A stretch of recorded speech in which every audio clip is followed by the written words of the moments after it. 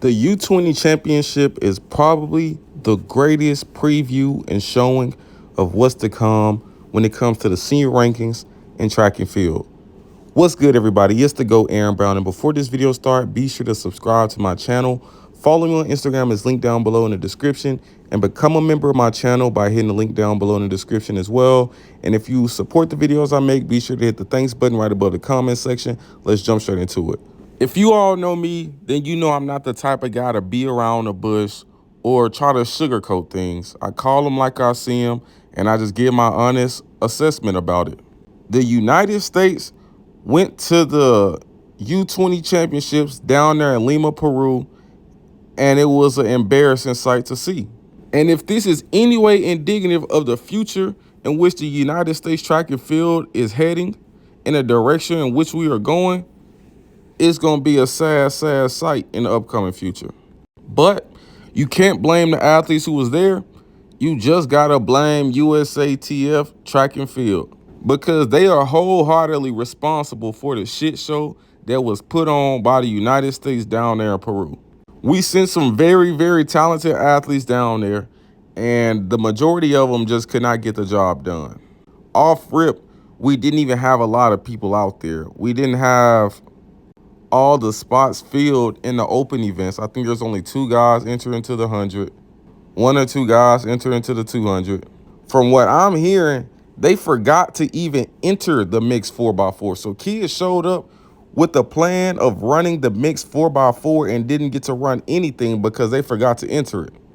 So it was just a whole clown show down there. But before I go off on all of the bad things that did occur, I want to give some highlights and some praises to some of the athletes and people who did really, really good at the meet. In the men's 110 hurdles, you had Jacoby and Andre from the United States. They went 1 and 2. This was a great showing because they both had really long seasons, and they both showed up and ran PRs and also got medals and ran super fast. So 1 and 2 in the 110 hurdles, that's a great showing for the United States. Then another really good standout performance was also a hurdle race.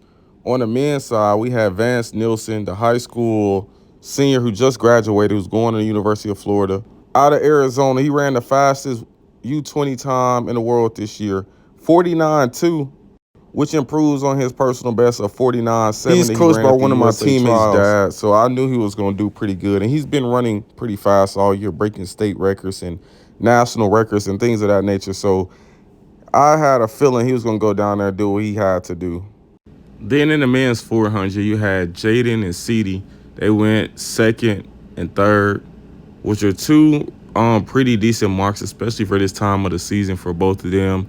After these long seasons with both of them running super fast this year, holding up all the way into the end of August to go down there to Peru and get 2nd and 3rd, that was like a pretty decent showing for the United States.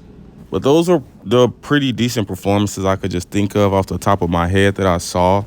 I know that there were way more bad than it was good, but I tried to point out some of the good before we jump into all of the bad and all of the negative things out there. How poorly USA was represented, and not on the fault of the athletes, but really on the fault of the whole United States and track and field organization as a whole. How they poorly even put these kids in a position to go out there and perform horribly. And it was just a bad showing altogether. They were damn near better off staying at home instead of going out there and embarrassing themselves, because that was just the cards that they were dealt in the position they were put in. So off rip, which was one of the biggest topics of the conversation at the whole meet. And see, I wasn't even the type of person to even watch a U20 meet. I didn't even know where to find this meet. Forgot it was even going on. But I was paying attention to different posts that I saw on Twitter, and people were sending me certain things, and that was just my way of keeping up. And I was seeing so many like good performances. I seen like some Jamaicans doing some really good things. I seen the South Africans doing some really good things. And in the midst of this whole thing, I was watching the videos of like all of these finals, and I'm like, where the hell are the United States athletes? Like, there wasn't a USA athlete in 100. There wasn't a USA athlete in a 200. I'm like, bro, where is everybody at? I tried to watch the mixed 4x4. I said, now this is an event we should win. I look on there, there's no United States team even entered.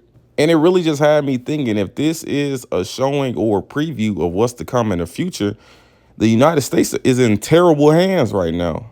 Now, of course, we left a lot of like really good U20 athletes at home because there's just no benefit of really even participating in this event. Guys like Christian Miller, who was the world leader for a lot of this season, and guys like Quincy Wilson and people like that. But all of these other countries, they had their great youth athletes down there, and they performed really, really good. The Jamaicans won both the sprint relays, while the United States didn't get to stick around in a 4x1 out of the prelims. And the girls made it to a final with the second fastest time, right behind Jamaica. And then they hit the final, couldn't even get to stick around in the final.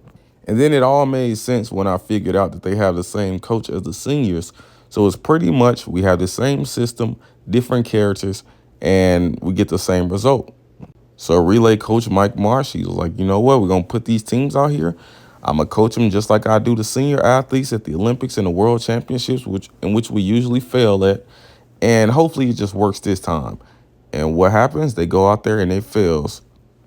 And I've heard different things like the first, the second really had too many steps at practice and they wanted to bring it in, but the coach wanted it to remain at 29, 30 steps, even though these are youth athletes. Like guys who are running 9-8 are using those same steps. And then also the day of the relay that the first leg tested positive for COVID. So, of course, he's going to be tired coming in. So you definitely need to bring the steps in to at least get to stick around in the prelims and just play it safe.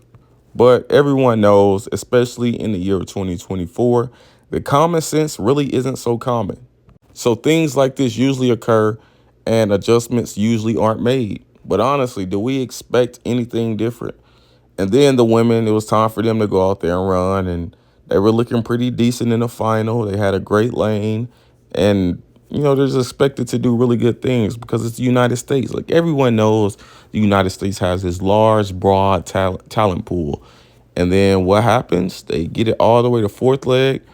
They had a lot of steps. The fourth leg takeoff, 50 steps before the third leg comes in, and they don't even get to stick. So that was a pathetic showing too. And it's just one of those things to where you can't blame the athletes, because if you could blame the athletes, it was like, okay, this just happened with this set of athletes and this never actually happens. But the fact that it always happens with the United States from the junior level to the senior level, and really the juniors usually run these relays better. But the fact that it's happening under the same leadership in which the seniors typically fail at, you gotta point the finger at the coach. But then also these athletes, they're young, so they don't know to make different adjustments on the fly without even at the coach's discretion. So they don't really know any better. So they're just 100% listening to the coach and doing whatever the coach tells them, even though it may not have even worked in practice. Then there was a girl, she ran the 400 hurdles. She actually did really good. She ran like 56, I want to say. She got second place overall, and then she ended up getting DQ'd for hooking the hurdles. So it was just like things like that, like small mistakes, and I'm not even sure that's a mistake. I feel like running on the outside of the hurdles, where you're like hurdling, but you're not going over the hurdle, you're just going over the space in between. Things like that are things that you practice. But it was just a big, large shit show on the behalf of the United States. And like I said previously, you can't blame the athletes because they really didn't have much time to even prepare or even be in the best, form and the best mind frame to even show up to a meet like this and compete. Because for the majority of the year, the United States has stated that we are not taking a team to the U20s. So a lot of the top athletes didn't even show up to the U20 trials because it was last minute and they decided they weren't going to bring a team. So why even show up to the trials? Why even book a flight? Why even pre-plan to even attend this if we aren't going to be able to go to Peru for the team? And then last minute, they made a decision in which, we are going to bring a team. So many people had already dropped off and not booked trips to Oregon to do the trials. And this is what we got. Not many people showed up. They couldn't even fill every event. They made mistakes on the administration side by not even entering certain races. So it was just a very, very terrible thing out there. Hopefully we do better in the future, but under the leadership in which the United States track and field is under, can you really expect anything different? Do you really expect a different result? I mean, if we've been watching this same thing occur for 24 years, I mean, most of us aren't even 24 years old. Wasn't even thought of 24 years ago, but watching these same things occur for 24 plus years and no adjustments or changes being made, what do you think is actually going to change? So I'm expecting track and field, especially United States, to continue to tread in the wrong direction and horrible things continue to happen because things aren't changing. Adjustments aren't being made. People aren't being fired. People's job positions aren't being challenged. And that's just the type of results you get. But y'all let me know what y'all think down below in the comments. Do y'all think the United States put on a great showing at the U20s despite having so many mishaps? Now, like I said, there were a lot of good performances, but overall, we underperformed. And you just got to be honest with yourselves. But y'all let me know what y'all think down below in the comments. Be sure to subscribe to my channel. Follow me on Instagram and shoot me any type of messages there. Till next time,